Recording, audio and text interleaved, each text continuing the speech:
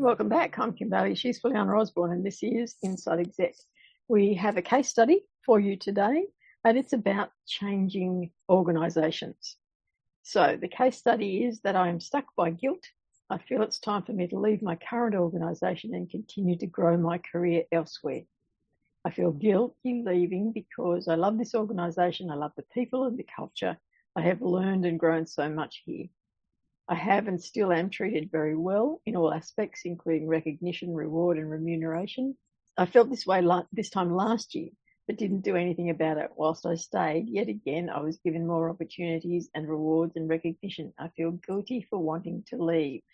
My first thought is, have you written down why you want to leave? Have you done the list of this is what I like, this is what I want that I'm not getting? And I can see because we use a video obviously as well when we're recording this, that herself is nodding her head and saying yes. So I've already stolen the thunder by saying what she was going to say. I wonder if this is obviously it's a cyclical thing. Is it cyclical because of the time when you joined the organisation, or is it a calendar cyclical thing about end of year, start of new year, that sort of thing? Is it because you have at this point time to reflect about what you're doing? But I think the bottom line is, what is it that you think you're missing? Because in the information that we were given, there's nothing that indicates specifically what it is you're missing. You want to grow your career elsewhere. Is it because this organisation can't provide you with the growth that you want? And you talk about you've been given more opportunities and rewards and recognition. So you're getting all of that. What is it that you think you're missing? Is it tangible enough for you to be able to measure it and to know when you're looking at another organisation that that's going to outweigh the sense of loss and grief that you will feel by leaving this organisation? You're feeling guilty about leaving is the precursor to loss. And you have to understand that if you do leave the organisation and you think that you're heading towards the new shining light, that you will still feel some grief and some loss. And you have to go through that process, and you have to understand what that process is and how it's going to affect you. You can't make a move like this and regret it in the first week. And you're not going to know for a lot of the time. You're not going to know how good the next organisation is going to be. But my concern out of all of this is that you're not being really specific about what it is that you think is going to grow your career. So have you really done a bit of a SWOT analysis on what it is that you're looking for and where that might be and what it might take? You know, when you go out of being given opportunities and rewards and recognition into somewhere where you start again, and you've got to build yourself up. But that might be the process that you like. You might like to prove yourself. You might want to prove, that might be your career growth, might be to prove yourself in some other industry, in some other environment. But I wouldn't discount a place that is giving you recognition, particularly because if you've listened to any of the other podcasts, you'll know that that's the big ticket item for most people, is that they want recognition for what they're doing. If you're getting that, what is it that you're not getting, and where do you think that will be? Oh, that's shocking. English, where do you think that will be? Very lazy speech. You see, I haven't been recording for a month. I got it. Okay, I definitely agree about we don't know enough and that the person need to go through and figure out why they're leaving. Firstly, just some observations, and then I'll make some assumptions and then take it from there. The observation is the fact that feeling bad about leaving, and the fact that almost decided 12 months ago and then stayed, it sounded to me like it's not a whim. It sounds like it is something that this person wants to really do. However, he's being loyal and he's staying because of that, maybe. Assuming there is a number of reasons why people want to leave. In this case, it's not because not happy, which is great. And therefore, I agree with everything you said about, don't discount that, and it's precious. However, what do you want is really what the focus is. Is it because you want to grow your career upwards and there's no opportunity in that organization in your immediate area or another area. That's one. The second one is maybe you don't want to move upwards, you want to continue in the same area but as you said, Kim, want to try somewhere else where nobody knows you, a new environment, new people. So what you could do is challenge yourself. Am I going to be as good there as I am here? All of those things need to go through, and then just say to yourself, all right, what if then I decided, yeah, I want to go, and yes, I know the risk, and the risk is maybe I won't be as happy there. Then what would you do? So have that thought through as well.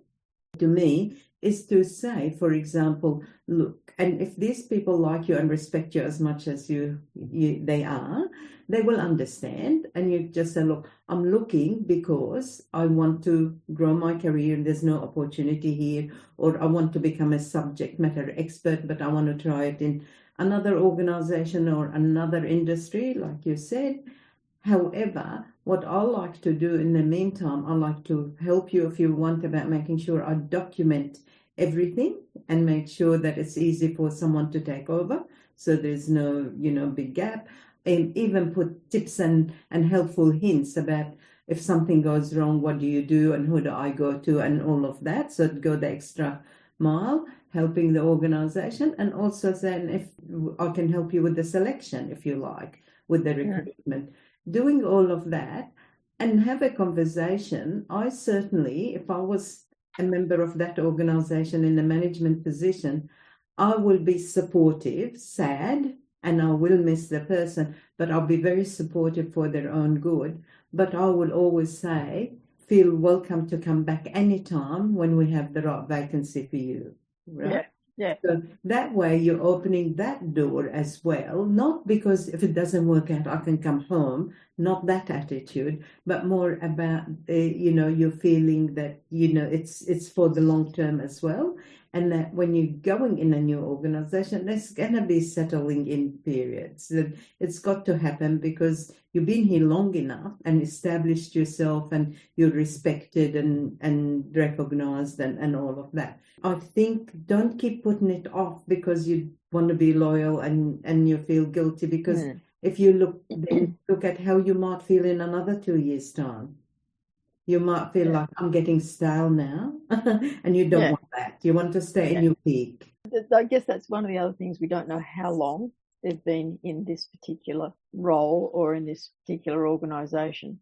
I would imagine by the information that it's a reasonable amount of time. But sometimes I have a great saying about a reason, a season, and a lifetime.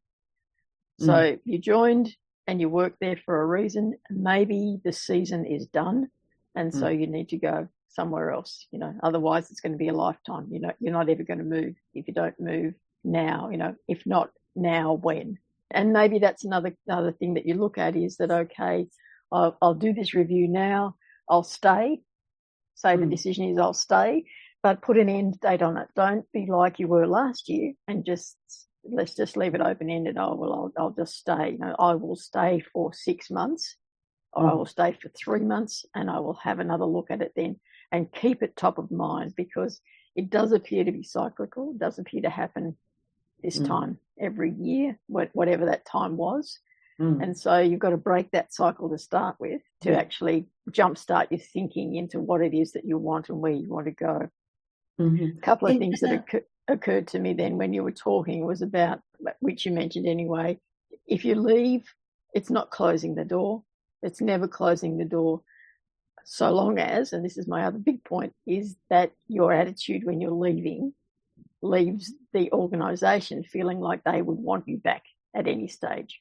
And the way people accept what you're doing is your approach, your attitude to what you're doing. It's not about retreating into yourself and saying, oh, I feel so bad about leaving, but I've got to do this. It's not. It's about, I'm leaving because I need to develop these skills so that one day in the future we can all come back together and we can be even better than we are now. It's about putting the positive spin on what you're doing and why you're doing it, not laying your guilt or your remorse or your distress or your grief on everybody else, because they'll all react differently, but it's about they will take their reaction from your attitude. One more thing I'll add to that. When you're making all these decisions, or when you're analyzing, how would I feel if I didn't go in 2 years' time? What happened if I went and I was unhappy? I think add to that thinking is, what if I stayed and everything is fantastic and happy and all of that, but the organization itself changes? Maybe there's a merger, acquisition, whatever. The people that you work so well with all went different ways. So don't expect that this is not going to change, because we don't know that.